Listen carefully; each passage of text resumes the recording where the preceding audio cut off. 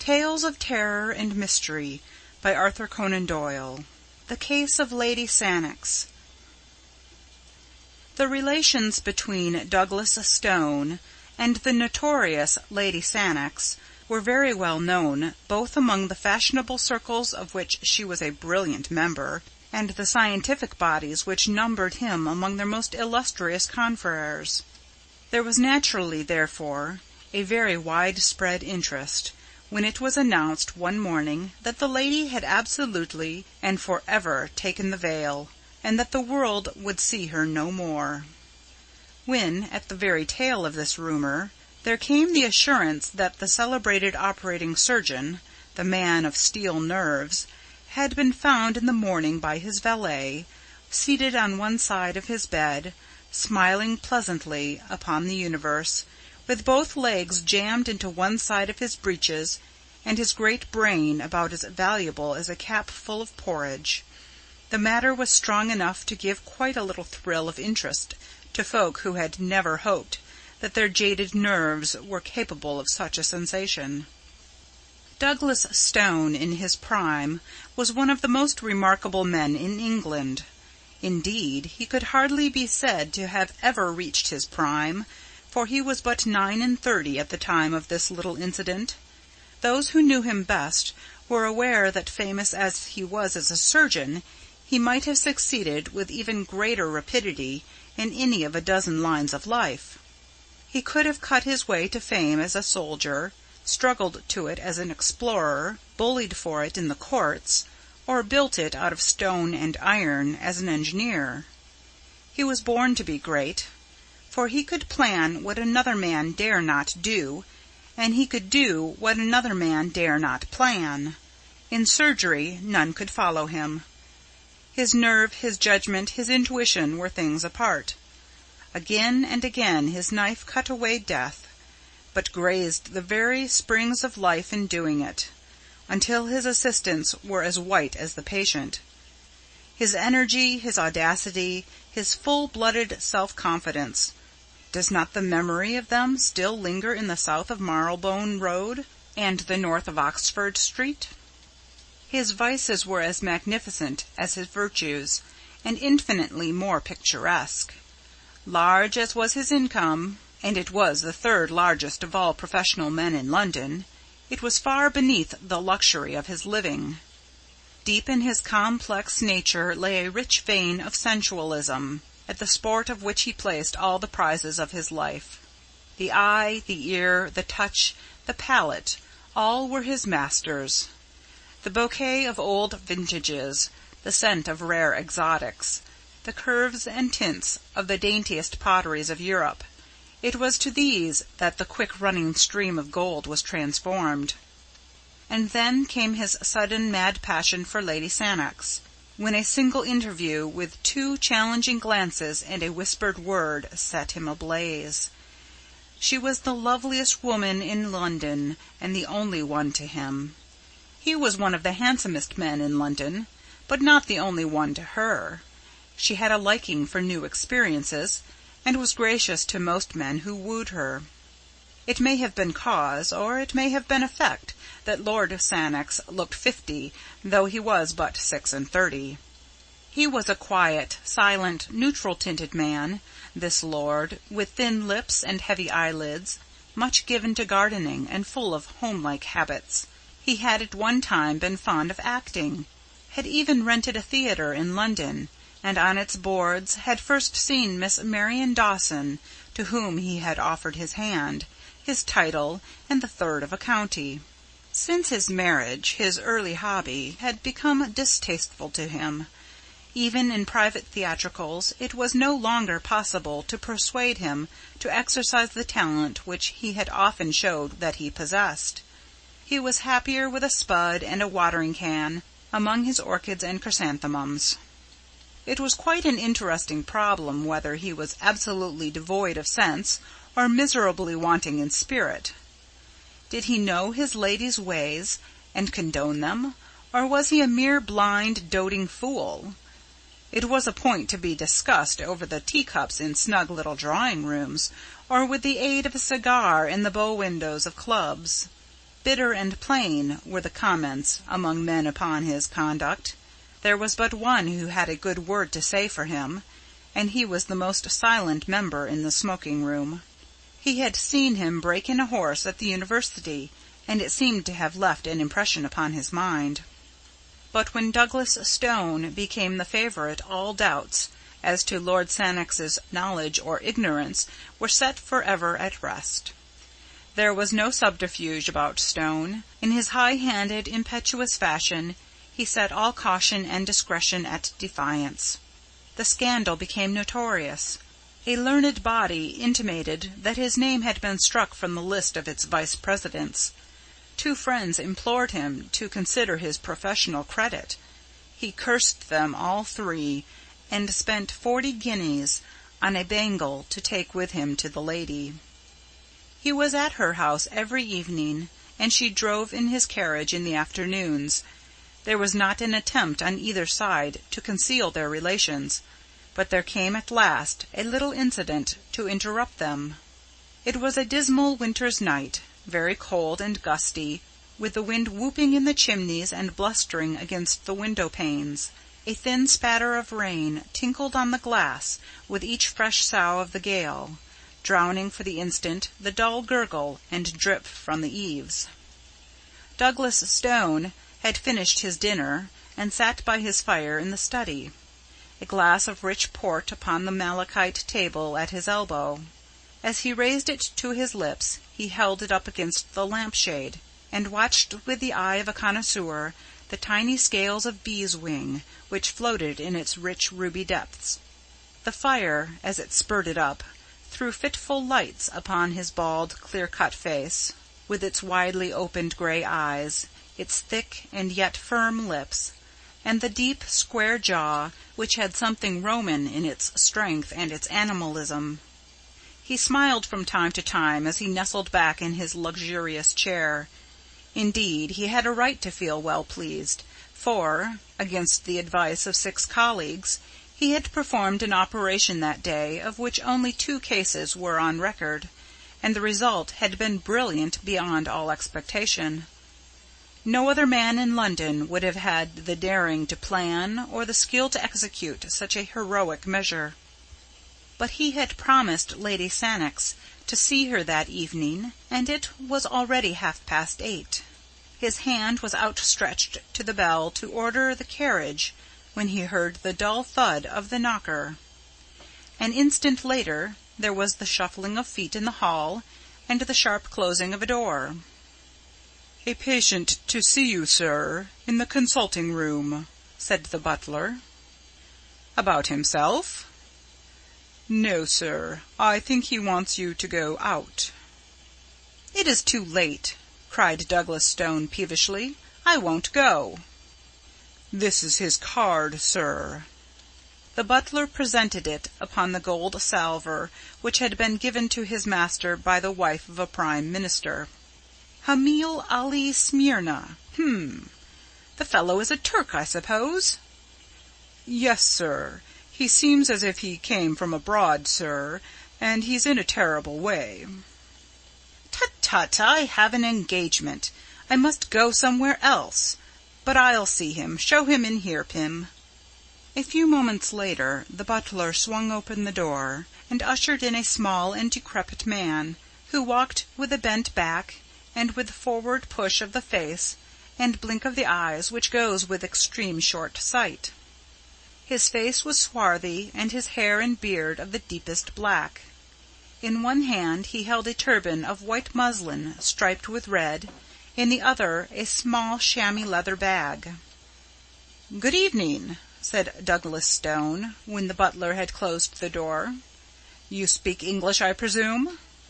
"Yes, sir. I am from Asia Minor, but I speak English when I speak slow." "You wanted me to go out, I understand?" "Yes, sir. I wanted very much that you should see my wife." "I could come in the morning, but I have an engagement which prevents me from seeing your wife tonight." The Turk's answer was a singular one. He pulled the string which closed the mouth of the chamois leather bag, and poured a flood of gold on to the table. "There are 300 pounds there," said he, "and I suppose that it will not take you an hour. I have a cab ready at the door." Douglas Stone glanced at his watch. An hour would not make it too late to visit Lady Sannox. He had been there later, and the fee was an extraordinarily high one.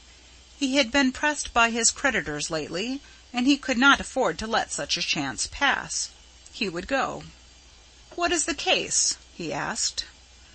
"Oh, it is so sad a one, so sad a one. You have not, perhaps, heard of the daggers of the Almohades?" "Never." "Ah, they are Eastern daggers of a great age and of a singular shape, with the hilt like what you call a stirrup. I am a curiosity dealer, you understand, and that is why I have come to England from Smyrna. But next week I go back once more. Many things I brought with me, and I have a few things left, but among them, to my sorrow, is one of these daggers." "You will remember that I have an appointment, sir," said the surgeon, with some irritation. "Pray confine yourself to the necessary details." "You will see that it is necessary. To-day my wife fell down in a faint in the room in which I keep my wares, and she cut her lower lip upon the cursed dagger of Almohades." "I see," said Douglas Stone, rising. "And you wish me to dress the wound?" "No, no, it is worse than that." "What then?" "These daggers are poisoned." "Poisoned?" "Yes, and there is no man, east or west, who can tell now what is the poison or what the cure. But all that is known I know, for my father was in this trade before me, and we have had much to do with these poisoned weapons." "What are the symptoms?" "Deep sleep, and death in 30 hours." "And you say there is no cure? Why then should you pay me this considerable fee?" "No drug can cure, but the knife may." "And how?" "The poison is slow of absorption. It remains for hours in the wound." "Washing, then, might cleanse it?" "No more than in a snake bite. It is too subtle and too deadly." "Excision of the wound, then?" "That is it. If it be on the finger, take the finger off. So said my father always. And think of where this wound is, and that it is my wife. It is dreadful." But familiarity with such grim matters may take the finer edge from a man's sympathy. To Douglas Stone this was already an interesting case, and he brushed aside as irrelevant the feeble objections of the husband. "It appears to be that or nothing," said he brusquely. "It is better to lose a lip than a life." "Ah, yes, I know that you are right. Well, it is kismet, and it must be faced. I have the cab, and you will come with me and do this thing." Douglas Stone took his case of bistouries from a drawer, and placed it with a roll of bandage and a compress of lint in his pocket. He must waste no more time if he were to see Lady Sannox. "I am ready," said he, pulling on his overcoat. "Will you take a glass of wine before you go out into this cold air?" His visitor shrank away, with a protesting hand upraised. "You forget that I am a Mussulman, and a true follower of the Prophet," said he. "But tell me, what is the bottle of green glass which you have placed in your pocket?" "It is chloroform." "Ah, that also is forbidden to us. It is a spirit, and we make no use of such things." "What? You would allow your wife to go through an operation without an anesthetic?" "Ah, she will feel nothing, poor soul.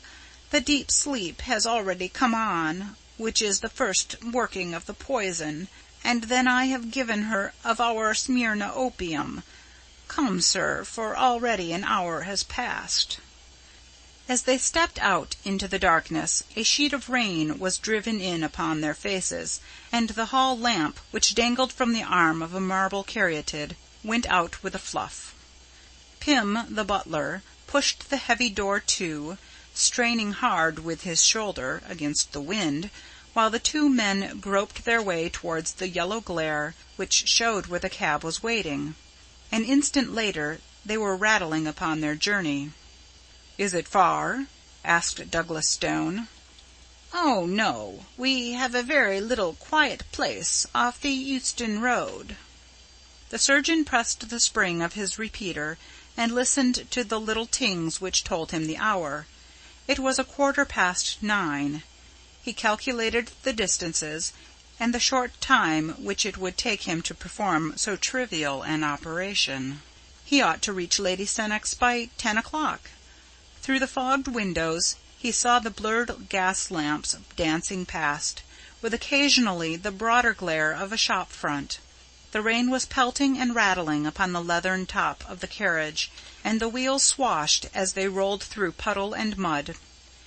Opposite to him, the white headgear of his companion gleamed faintly through the obscurity. The surgeon felt in his pockets and arranged his needles, his ligatures, and his safety pins, that no time might be wasted when they arrived. He chafed with impatience, and drummed his foot upon the floor. But the cab slowed down at last and pulled up.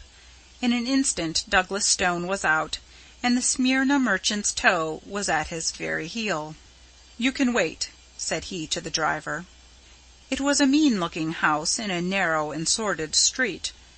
The surgeon, who knew his London well, cast a swift glance into the shadows, but there was nothing distinctive, no shop, no movement, nothing but a double line of dull, flat-faced houses, a double stretch of wet flagstone, which gleamed in the lamplight, and a double rush of water in the gutters which swirled and gurgled towards the sewer gratings.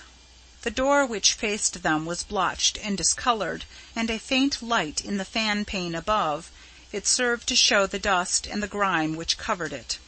Above, in one of the bedroom windows, there was a dull yellow glimmer. The merchant knocked loudly, and as he turned his dark face towards the light, Douglas Stone could see that it was contracted with anxiety. A bolt was drawn, and an elderly woman with a taper stood in the doorway, shielding the thin flame with her gnarled hand. "Is all well?" gasped the merchant. "She is as you left her, sir." "She has not spoken?" "No, she is in a deep sleep." The merchant closed the door, and Douglas Stone walked down the narrow passage, glancing about him in some surprise as he did so. There was no oilcloth, no mat, no hat-rack.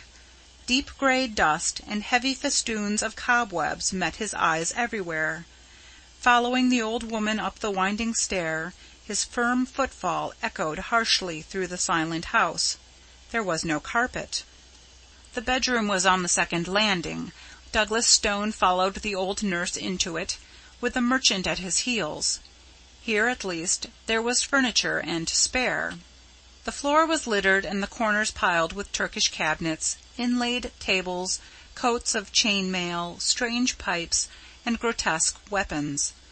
A single small lamp stood upon a bracket on the wall. Douglas Stone took it down, and picking his way among the lumber, walked over to a couch in the corner, on which lay a woman dressed in the Turkish fashion, with yashmak and veil. The lower part of the face was exposed, and the surgeon saw a jagged cut which zigzagged along the border of the upper lip. "You will forgive the yashmak," said the Turk. "You know our views about women in the East." But the surgeon was not thinking about the yashmak. This was no longer a woman to him. It was a case.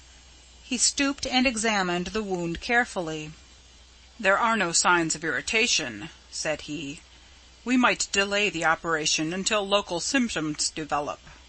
The husband wrung his hands in uncontrollable agitation.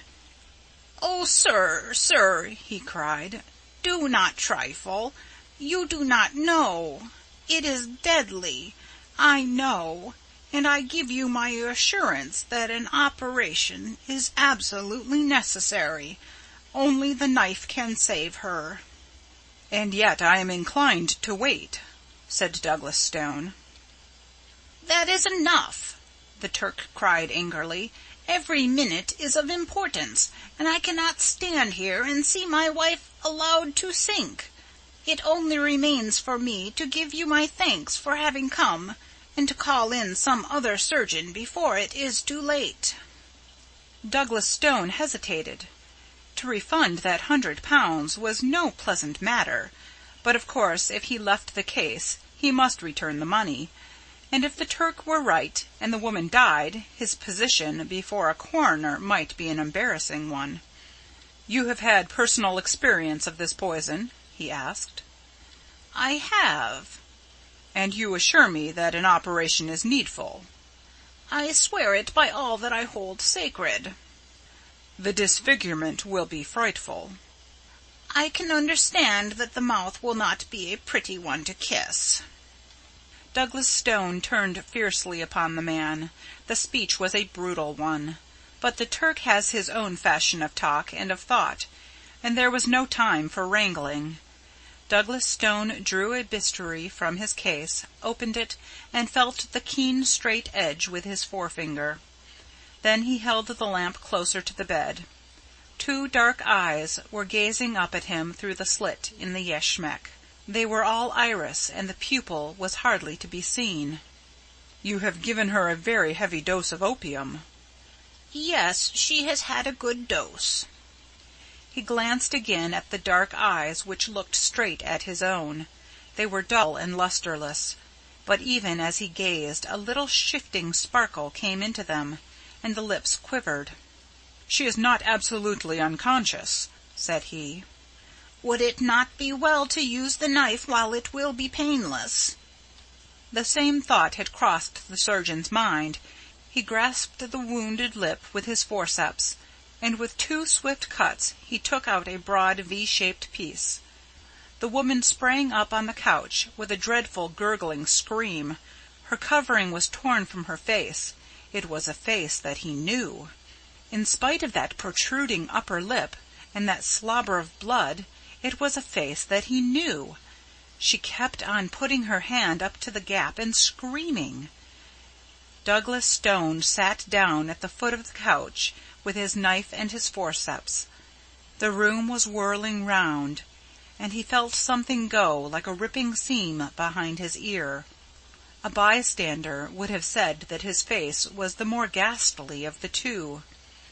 As in a dream, or as if he had been looking at something at the play, he was conscious that the Turk's hair and beard lay upon the table, and that Lord Sannox was leaning against the wall with his hand to his side, laughing silently. The screams had died away now, and the dreadful head had dropped back again upon the pillow. But Douglas Stone still sat motionless, and Lord Sannox still chuckled quietly to himself. "It was really very necessary for Marion, this operation," said he. "Not physically, but morally. You know, morally."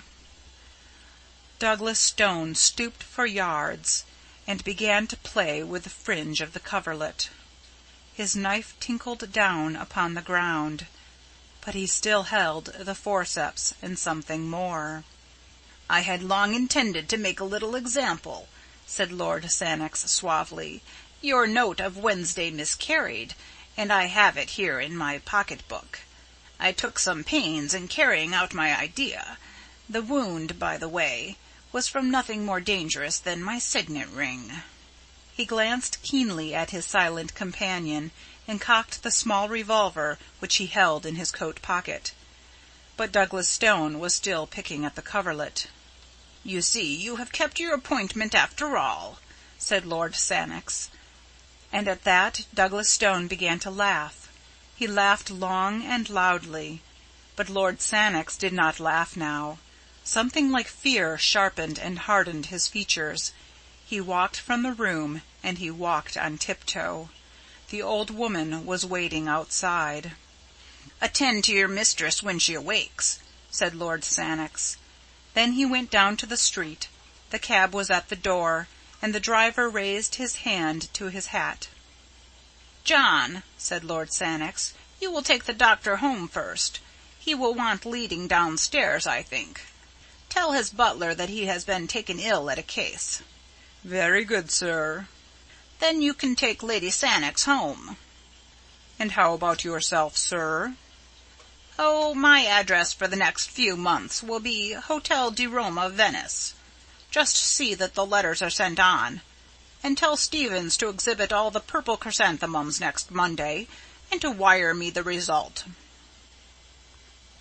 End of The Case of Lady Sannox, by Arthur Conan Doyle.